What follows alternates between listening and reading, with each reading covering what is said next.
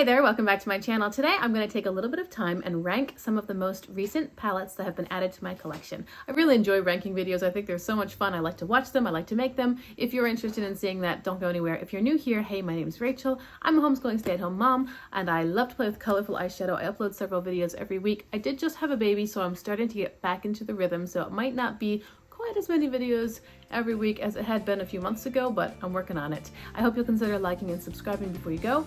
Let's get rolling with this video.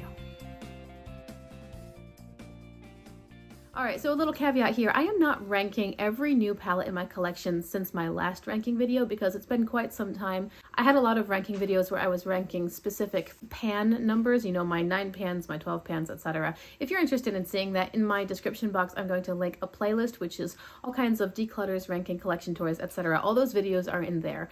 But what I mean is my last recent palette ranking, it's been a little while since I did one of those, and the palettes that I'm talking about today are not all of the newest ones in my collection because, like I said, it's been a while. I have actually decluttered some that I didn't love, and there are others that I haven't fully tried yet to get a well-rounded opinion on them, and there are also a couple that are part of a set. I would like to rank that whole set together. So this is not everything, but that's okay because it's still a ranking video and those are fun. Let's get started with, what is this? 1, 2, 3, 4. Palette number 6.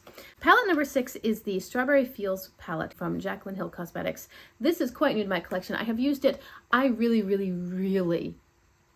liked the look that I got using this palette. I felt that it was a little more refined. It was all matte because there were only 2 shimmers in here. These 2 are shimmers right here. The rest are mattes. I very much enjoyed that look. I felt it was a bit more sophisticated than, you know, a really sparkly or really colorful look. I like this palette because it's not super pink or super red. It's kind of in the middle, some very burgundy sorts of shades, and they're kind of harvest leaning, which I found to be very appealing. And there's also a matte white. I'm always a fan of a matte white, even if it's a mediocre matte white. The reason that this palette, although I do like it and I loved the look I got from it, is ranking at the bottom of today's list is because I found that over the course of the day, these shadows faded a lot, probably 50%, and they weren't hyperpigmented to begin with, so when they faded, they really lost a lot of their oomph. So I loved the look. I just wish it had a bit more staying power. By the way, before I forget, today's eyeshadow look was filmed using a palette that's not in today's video, but it's going to come probably in the next ranking video. This eyeshadow look is linked below in the description box. If you want to see it, I'm using one of the new Uden's Eye palettes. Okay, so moving on, at spot number 5 is the Holidays palette between ColourPop and the Muppets. I generally just call this the Muppets palette.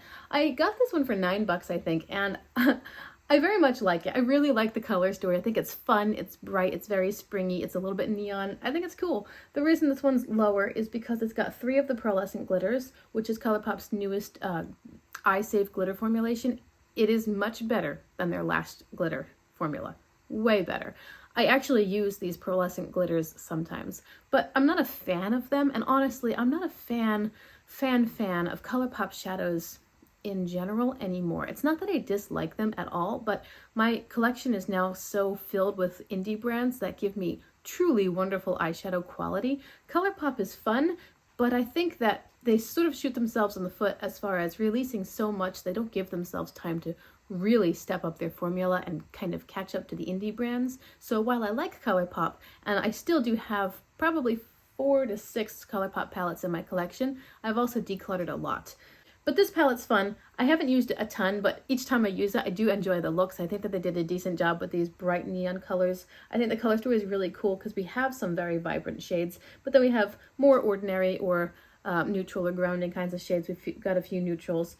These are quite deep, so you could deepen up whatever you're doing, and the shimmers are really pretty too. So I like the palette. It's just, I don't love the pearlescent glitter formula.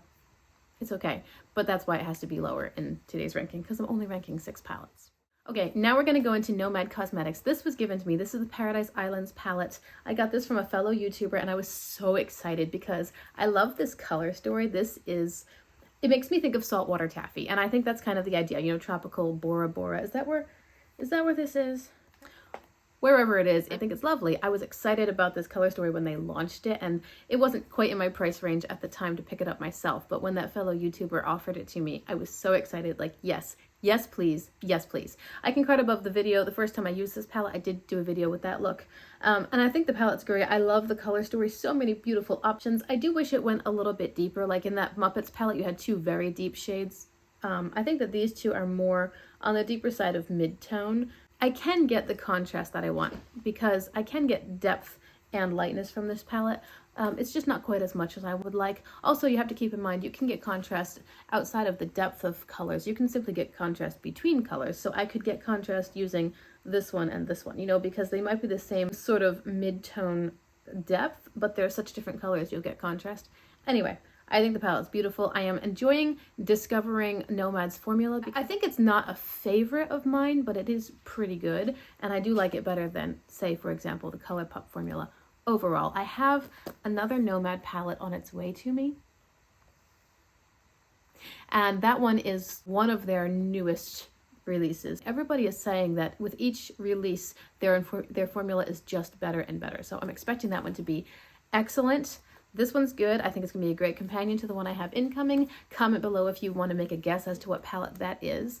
And overall, I do like it. I look forward to playing with this one more. I did play with this one recently off camera, and I really liked the look. It was lovely. I paired it with something else, I think, but anyway, it was good times. Top 3, that's not very impressive when you're only talking about 6 palettes, is it? Here's the Michaela Pot 2 palette from Glamlight. I like this palette. I got this one for $12. Honestly, I don't know if I would have bought it if I hadn't found it for such a low price, but it was on crazy discount with sales and stacked affiliate codes and whatnot. I do like the color story. I think it's a great companion for the original Michaela palette, which has neutrals. This one I like a little bit better because it's got the row of greens, the row of purples, the rows of blues, but it also has 2 rows up here of really more interesting, dynamic, unique sorts of shadows. Aside from these two, the entire top 2 rows are shimmers. If I could have bought this one instead of the first Michaela, I probably would have, but since I already had that one, now I've got both, and I think they're going to work together great. This I've used a couple times. It is the great Glamlight formula that we all love. It's very good quality, it's buildable, it's blendable, the colors are true to pan, so what you get on your skin is what you see in the pan. You can do a pretty good job of overlaying deeper shades with lighter tones.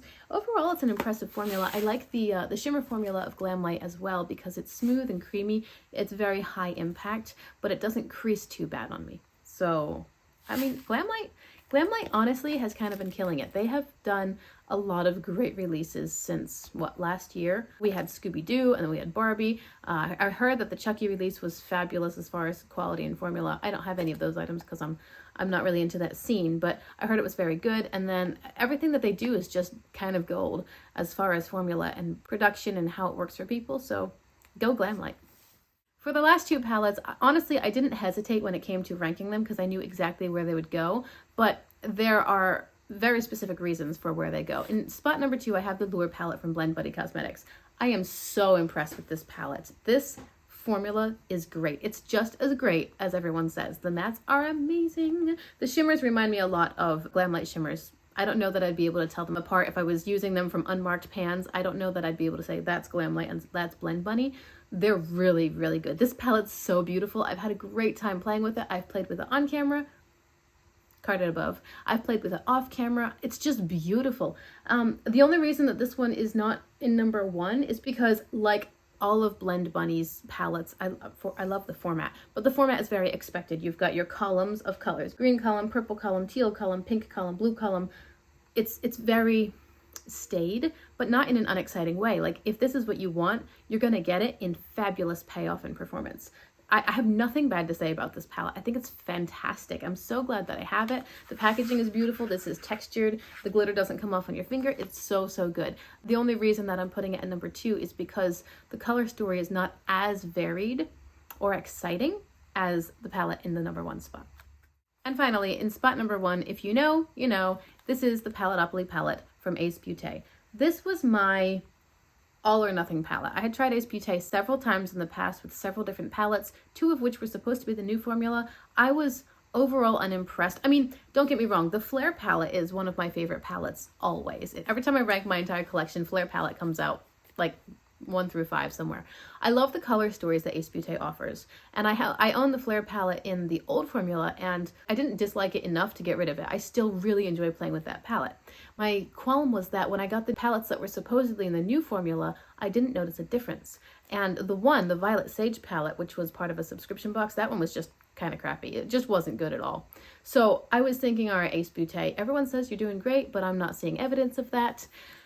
And then I got the Palatopoli palette. I did get it for a good price. I got it secondhand. Almost everything I buy is secondhand. And I bought it because it was so well reviewed, so raved about by a couple of my favorite YouTubers. Angelica Nyqvist even said she apologized to the Palatopoli palette for not giving it more attention and more screen time to tell people how great it was.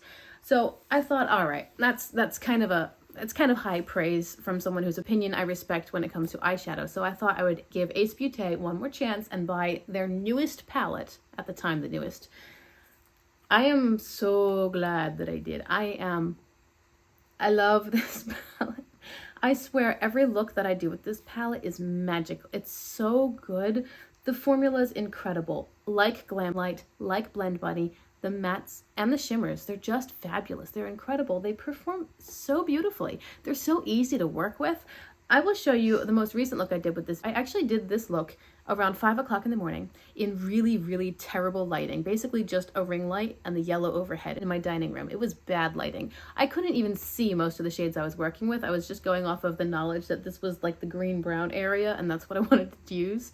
And when I got into natural light and I saw the eyeshadow look, I was blown away because the colors worked together beautifully. It blended like a dream. Now, there is something to be said for skill level. My skills now are much better than they used to be. And at this point, I pretty much know what I'm doing when it comes to executing my preferred aesthetic and technique on myself. But that being said, I still barely saw what I was doing. I was working in very bad lighting with crazy shadows coming from all directions. And my eyeshadow look turned out spectacular. I loved it so much. And I have to credit a lot of that to the palette, the formula. It was great. For that look, I used, I forget, I think I used these two tones here. And then I don't even remember. It was the green shimmers. It was beautiful. The palette's amazing. And you know, this is a palette which excites me consistently. When I'm thinking, gee, what palette do I want to use today? Or I think about my eyeshadow, I go, oh, the Palatopoli palette. It's exciting to me. That's what I want in a palette. I want something that gets my creative juices flowing and I'm thinking, oh, I want to use this shadow with this shadow and just see how they look together. And when the formula is so fabulous, you know that what can go wrong is your color selection, not the formula's performance. So if you get the color selection right, you're gonna have a beautiful look. So that wraps up today's video. Thank you very much for hanging out with me and for being here. I hope you enjoyed the video. Comment below in the description box what your thoughts are, if you have any of these palettes, what you think, how you would have ranked them yourself. I appreciate you being here and I hope that you will consider liking and subscribing before you go. I'll see you again very soon in the next video. Bye. Oh, well, maybe you should do 2 math assignments today.